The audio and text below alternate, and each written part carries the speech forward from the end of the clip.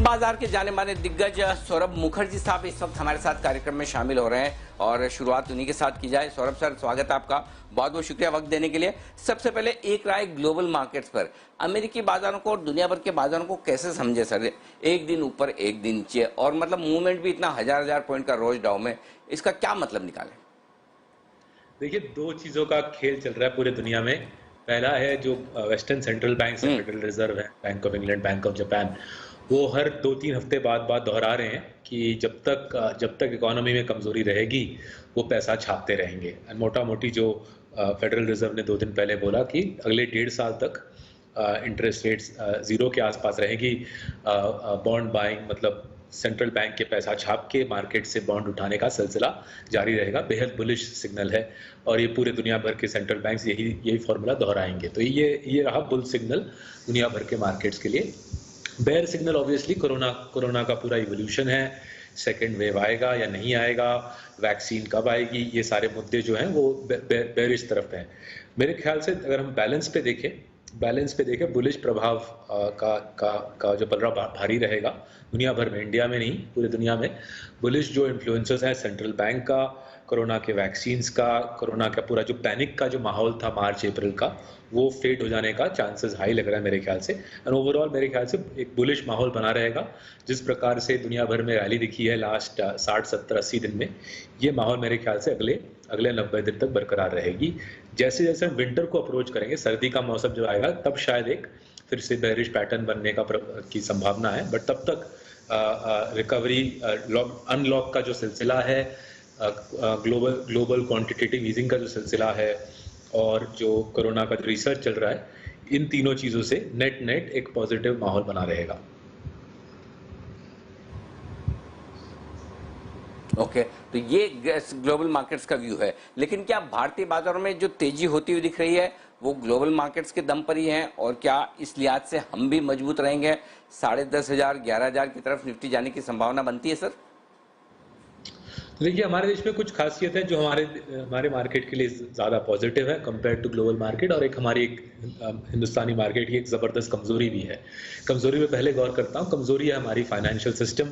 उसकी हालत काफ़ी सालों से नाजुक है और मेरे ख्याल से अगले 1-2 साल में जो NBFC इंडस्ट्री का जो कंसोलिडेशन का माहौल है वो और तगड़ा बनेगा। सिमिलरली बैंकिंग इंडस्ट्री में और कंसोलिडेशन चलेगा। छोटे छोटे जो बैंक हैं वो मेरे ख्याल से उनके लिए आगे बढ़ना मुश्किल हो जाएगा। जो बड़े बैंक्स हैं, HDFC bank, Kotak bank, successful well run banks हैं, वो कंसोलिडेशन के बेनिफिशियरी रहेंगे। तो ये हो गया फाइनेंशियल सिस्टम, एक कमजोरी वहाँ पे है। RBI को पता है इसके बारे में। RBI इसलिए फाइनेंशियल सिस्टम को फ्लश रखेगा लिक्विडिटी से। पैसे की कोई कमी होना सिस्टम में मेरे ख्याल से अनलाइकली है। जो हमारे देश की मेन पॉजिटिव है कि हमारे देश में जो लॉकडाउन था वो बहुत ज़बरदस्त था। मतलब जिस प्रकार से डिमांड कंप्रेशन हुआ अप्रैल में और पहला मई के पहले हाफ में, जाहिर है कि अब वो जब अनलॉक आ रहा है वो पेंट अप डिमांड का उछाल काफ़ी भारी रहेगा। और वो हमको काफ़ी इंडस्ट्रीज में दिख रहा है, राइट? FMCG में, अंडर गारमेंट्स में, 2 व्हीलर्स में अनलॉक का जो पूरा सिलसिला है, एक पेंट अप डिमांड का माहौल अगले 2-3 हफ्ता, 2-3 महीने शायद मेरे ख्याल से बना रहेगा। And until we approach Diwali, मेरे ख्याल से एक वी शेप्ड रिकवरी देखने की संभावना इंडिया में काफ़ी हाई है।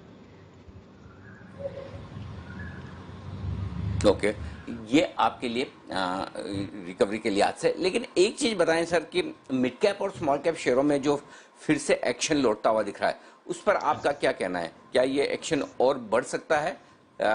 इसकी संभावना है? देखिए, कहीं पे भी जब लिक्विडिटी ड्रिवन रैली चलती है, US में चल रही है, इंडिया में भी लिक्विडिटी ड्रिवन रैली चल रही है। This is not a fundamental driven rally, this is a liquidity driven rally. तो जाहिर है स्मॉल एंड मिड कैप का उसमें एक अहम हिस्सा रहता है। जिस मुद्दे पे मेरे को थोड़ा स्ट्रेस हो रहा है, चिंता हो रही है कि काफ़ी लो क्वालिटी स्टॉक्स की रैली अच्छी दिख रही है मेरे को। काफ़ी जो स्टॉक्स रैली कर रहे हैं उन पे हमारे टीम ने फोरेंसिक किया है। ये फ्रॉड कंपनी है, इनके स्टॉक खूब भाग रहे हैं। तो ये एक चिंताजनक एक मुद्दा लग रहा है मेरे को कि रैली है, अच्छी बात है, लिक्विडिटी ड्रिवन रैली है, वो भी अच्छी बात है। लेकिन लो क्वालिटी स्टॉक्स, कंपनी जिनके फंडामेंटल्स मजबूत नहीं है, जिनके अकाउंट्स में एनुअल रिपोर्ट पढ़े तो मोटे मोटे क्वेश्चन आ जाते हैं, वो स्टॉक्स भागते हुए देख के मेरे को एक चिंता हो रही है। और लग रहा है कि इनमें एक पुल बैक कभी ना कभी तो आएगा। अगले 3-4 महीने में ये कमजोर स्मॉल एंड मिड कैप जो भाग रहे हैं, इनमें पुल बैक आने की संभावना है। बट ओवरऑल अगर हम इंडिया का रैली देखें, मेरे को उस ओवरऑल रैली में, निफ्टी की ओवरऑल रैली में मेरे को लगती नहीं उतनी जल्दी पुल बैक आएगी, बिकॉज आरबीआई का स्टिमुलस मेरे ख्याल से और 1 जुलाई में आएगा। भारत सरकार की भी और एक स्टिमुलस आने की संभावना मेरे को लगता है। उसके साथ ही साथ जैसे मैं बोल रहा था, एक वी शेप्ड रिकवरी की भी की गुंजाइश है। तो ओवरऑल मार्केट में रैली मेरे ख्याल से बरकरार रहेगा। स्मॉल एंड मिड कैप में लो क्वालिटी स्टॉक्स की उछाल काफ़ी ज़बरदस्त रही है, वहाँ पे मेरे को स्ट्रेस हो रहा है। और मैं आपके स्क्रीन पे ही देख रहा हूँ, कुछ कंपनी के नाम फ्लैश हो रहे हैं, उनके अकाउंट्स में ज़्यादा रियलिटी का एक्चुअली संपर्क नहीं है। बिल्कुल। तो क्वालिटी मिड कैप स्टॉक्स आपको खरीदने चाहिए, वो इंटरेस्टिंग चीज है। और सौरभ सर का एक पीएमएस है, उसका नाम है लिटिल चैंप्स, यानी कि छोटे चैंपियन, छोटे छोटे मिड कैप और स्मॉल कैप शेयर। मैं सौरभ सर आपसे उस पर आई लूंगा और पूछूंगा कि आप वहां पर किस तरह के स्टॉक सेलेक्ट कर रहे हैं, क्या सिलेक्शन क्राइटेरिया है। थोड़ा सा मैं चाहता हूं कि आप उस पर भी बात करें, किस तरह के स्टॉक्स आप सेलेक्ट कर रहे हैं, आपके पोर्टफोलियो में कैसे हैं। उससे पहले एक बार थोड़ा सा वक्त मैं आपसे लूंगा, 10 की कमाई की शुरुआत करना चाहते हैं हम। थोड़ा सा छोटा सा कमोडिटी चैम्प्स पर, आप मिड कैप और स्मॉल कैप शेयरों पर बड़ा फोकस करते हैं, वहां क्या सिलेक्शन क्राइटेरिया? क्योंकि आपने कहा कि बहुत सारे स्टॉक्स आजकल ऐसे रिकमेंड हो रहे हैं जिनमें फंडामेंटल्स नहीं है, रिजल्ट्स खराब हैं। तो क्वालिटी स्टॉक्स और कोई खास आपकी टॉप पिक्स हैं वहां पर, तो वो भी बताइए। दाग देनी पड़ेगी आप लोगों की रिसर्च की, आपको हर चीज की खबर रहती है हम क्या कर रहे हैं। सो लिटिल चैंप्स में हमने क्या किया है? सर अच्छा, जहां भी सौरभ सर, इसमें ऐसा है ना, जहां भी देश दुनिया में कोई अच्छा काम हो रहा हो तो वहां पर हम नजर बना लेते हैं कि अच्छा कौन कौन अच्छा काम कर रहा है। बाकी तो खराब काम तो सब जगह लोगों को दिख जाएगा, लेकिन अच्छा ढूंढना मुश्किल पड़ता है। इसलिए अगर आपका पीएमएस स्कीम बहुत बढ़िया चल रहा है, अच्छे स्टॉक्स आप सेलेक्ट करें, तो हमारा फर्ज बनता है कि वो दर्शकों के सामने लाएं। इसीलिए मैंने आपसे सवाल पूछा सर। जी सर बताएं। बिल्कुल जी। तो हमने 3 चीजों की वहाँ पे चेष्टा की है। पहला है कि कंपनी के अकाउंट साफ हो। तो काफी हमारी टीम में 9 चार्टर्ड अकाउंटेंट है और बाकी लोग सीएफए हैं, और हम भारी फोरेंसिक काम करते हैं। प्रमोटर जी का पूरा सर खा डालते हैं, एनुअल रिपोर्ट को ऊपर से नीचे घुमा के देखते हैं कि कोई प्रमोटर जी कुछ उल्टा सीधा कर तो नहीं रहे। सो पहला है कि कंपनी के नंबर साफ होने चाहिए। दूसरा है प्रोडक्ट एसेंशियल होना चाहिए, आवश्यक होना चाहिए, आइदर कंज्यूमर के लिए या प्रोडक्शन में। जैसे फार्मास्यूटिकल इंडस्ट्री का अगर एसेंशियल सप्लाई हो तो वैसी चीज़ हमको पसंद आती है। और तीसरा है कंपनी की मोनोपोली होनी चाहिए, मतलब पूरा 50, 60, 70, 80% मार्केट शेयर होनी चाहिए। कोई आस पड़ोस में कोई कंपटीशन की गुंजाइश नहीं होनी चाहिए इस कंपनी की। ऐसे 3 हमारे ये क्राइटेरिया है। टू बी ऑनेस्ट, जो हमारा large and mid cap PMS है उसमें भी सेम क्राइटेरिया है, बट क्या है कि वहाँ पे कंपनी मशहूर है, जैसे नेस्ले मशहूर है, एशियन पेंट्स मशहूर है। ये जो लिटिल चैम्प्स पे जो कंपनी है, ये इनका नाम जब तक हमने खरीदा नहीं था 1 साल पहले, इन कंपनी का नाम तब तक उतना रोशन हुआ नहीं था। धीरे धीरे हमारी आशा है, हमारी होप है कि ये कंपनी आगे जाते हुए विख्यात हो जाए, मशहूर हो जाए। सो उदाहरण के तौर पे जैसे आपके चैनल पे मैंने शायद पहले बात भी की है जीएमएम फॉडलर के बारे में। 60-70% मार्केट शेयर है glass lined vessels, glass lined reactor industry में। इंडिया में कोई भी बड़ी फार्मास्यूटिकल कंपनी की ये सप्लायर हैं। इनके वेसल्स के अंदर दवाई बनाई जाती है, कोविड के पहले, कोविड के बाद आवश्यक पदार्थ हैं ये। और हमारे को जो खबर आ रही है, इनकी मार्केट शेयर 20% छलांग मारने वाली है, बिकॉज नंबर 2 प्लेयर जो है वो कोविड के बाद हिंदुस्तान छोड़ के निकल रहा है। सो इस कंपनी की मार्केट शेयर और छलांग मारने वाली है। ऑर्डर बुक भारी है, मेरे ख्याल से 1 साल का धंधा इनके पास है। हमारे सारे लिटिल चैम्प स्टॉक्स की बैलेंस शीट तगड़ी है। क्या बैलेंस शीट में बहुत सारा कैश है, रिटर्न ऑन कैपिटल 25% से ऊपर है, तो कैश जनरेटिंग मशीन्स हैं, और साल में मोटा मोटी 20 से 25% अर्निंग ग्रोथ आ जाती है। सो अच्छे कंपनी, चैंपियन कंपनी, साफ अकाउंट्स, डोमिनेंट फ्रेंचाइज, उनके साथ साथ हम अपने क्लाइंट्स की वेल्थ को बढ़ाने की चेष्टा करेंगे। सो बिल्कुल एशियन पेंट्स, नेस्ले जैसी स्टोरी हमारे कंसिस्टेंट कंपाउंडर स्टॉक्स हैं, बट उन्हीं का छोटू वर्जन, उन्हीं का बच्चा वर्जन, नीश इंडस्ट्रीज का डोमिनेंट प्लेयर, नीश इंडस्ट्रीज का हावी हुआ प्लेयर। ठीक बात है। तो इस तरह के स्टॉक्स हैं जो अच्छे खासे एक्शन में रह सकते हैं। जीएम फॉडलर तो मुझे याद है कि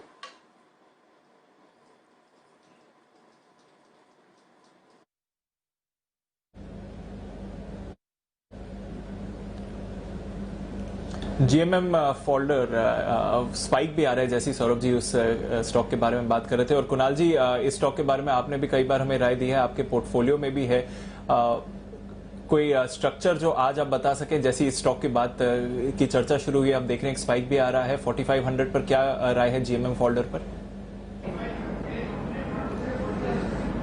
बिल्कुल होल्ड करने की राय है दीपांशु। जैसे अभी सौरभ जी कह रहे थे, बहुत ही बेहतरीन फंडामेंटल्स हैं, लगातार स्टॉक आउट परफॉर्म कर रहा है। डिस्क्लेमर यह है कि मेरे निजी पोर्टफोलियो में है और इसको मैंने और राकेश जी ने कई बार 10 की कमाई में खरीदारी की राय दी है, लगातार इस पर अपडेट देते आए हैं और अब इसका भाव 4500 हो गया है। तो जिन्होंने 3300 3400 के आसपास जब हमने पहली बार रिकमेंड किया था, वहां से जिन्होंने खरीदा हुआ है, बिल्कुल निवेशित रहें। इस स्टॉक से उम्मीद यह है कि इसमें करीबन 30 से 40% का इजाफा आपको साल भर में देखने को मिलेगा, तो बिल्कुल निवेशित रहने की राय है इसमें।